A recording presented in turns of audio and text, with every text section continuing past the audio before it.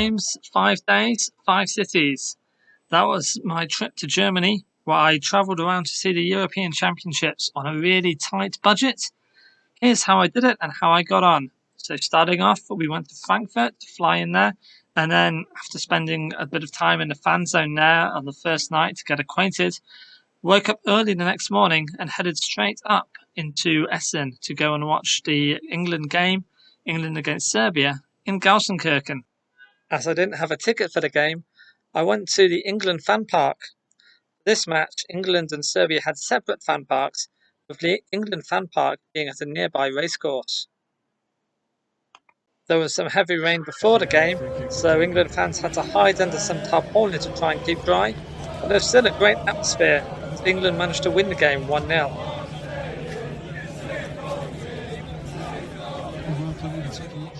Getting home after the game was a little bit trickier though. I actually had to walk home for about an hour to get to where I was staying, and if I was trying to get home through public transport it would have been a little bit tricky because there were buses going to Gelsenkirchen, but from there weren't many trains going back to where I was staying.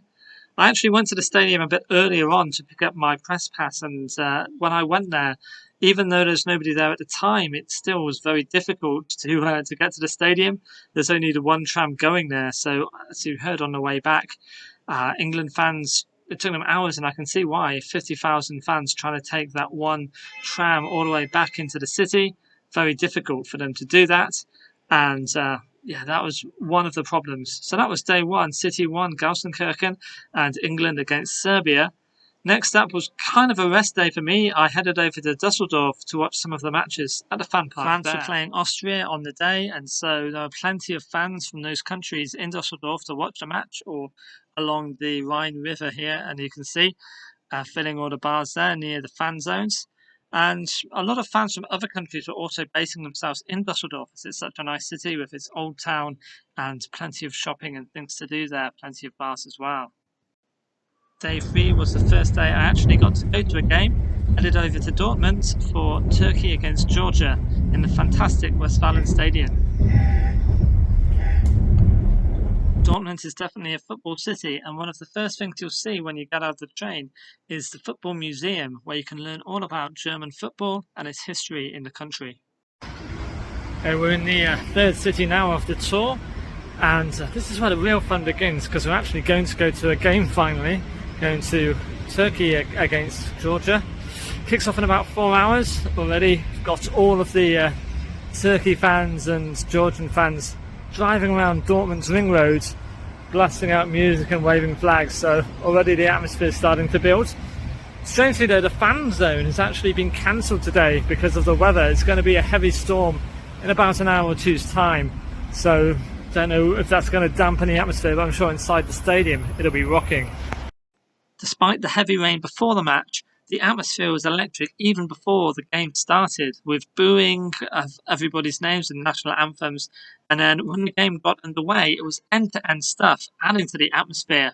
When Turkey eventually won, the stadium erupted, and the fans really celebrated into the night.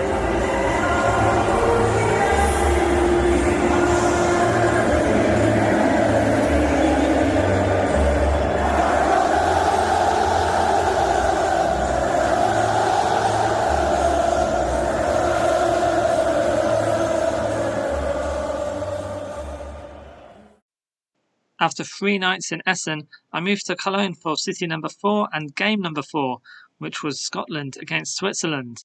Cologne is a destination not only for football fans but for everybody, with its spectacular architecture, including the Cologne Dome, which is once the world's tallest building. This spectacular cathedral attracts visitors from all over the world. The rest of the city also is very nice, a kind of city centre with the River Rhine running through it, and there's plenty to see and do here, even if you're not a football fan. You can see the kind of spectacular views. They actually had one of the fan parks along this side of the river as well. That was actually quite quiet though, but when I went into the centre of town, it was totally different. So many football fans everywhere, queues outside every single convenience store to buy beer literally by the bucket loads, and fans chanting all the way through. You can see how busy it was trying to get to the stadium as well. And when we got there, it was a great game as well, with Scotland fans being extremely loud and really enjoying the match. One of the best things about hosting this tournament in Germany is that the stadiums here are really football specific. They're designed with no running track or anything like that. They have 4 stands. They have designs to really keep the noise in. And you can really notice that even though the Scotland-Switzerland match was actually not the best game, the fans were so loud and it really gave a really brilliant atmosphere, really enjoyable to watch it. After that, I headed off to my 5th city, which is back where I started in Frankfurt. Took the train down there and went to the fan park to watch England play against Denmark.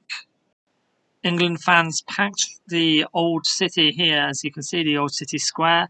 And the fan park was actually just down the road here by the river. It's extremely big, the biggest fan park out of all the ones I went to, and probably the one with the best atmosphere. So one of the best things about this tournament was that you could actually do this. You could go to 4 games, 5 games in 4 or 5 days, see all these different cities and meet fans from all over the world. I met fans from Australia, from Denmark, from all sorts of places. So that was really a great experience. It's something that probably you couldn't really do in Qatar, because I managed to do this entire trip on an extremely tight budget. And that budget was basically everything included: flights, hotels, transport, food and drink, about half the cost of just the plane ticket from Korea to Qatar. So you can really see how much more expensive that is. It really prices lots of people out. This one, anyone could go to from Europe. If you're nearby, you could go there quite cheaply as well. At the fan parks, the food wasn't overpriced. You could bring in food. Especially in Frankfurt, you could bring in beer in Frankfurt and buy it in Aldi for basically €1. So you could do that really cheaply. You could see all these different cities.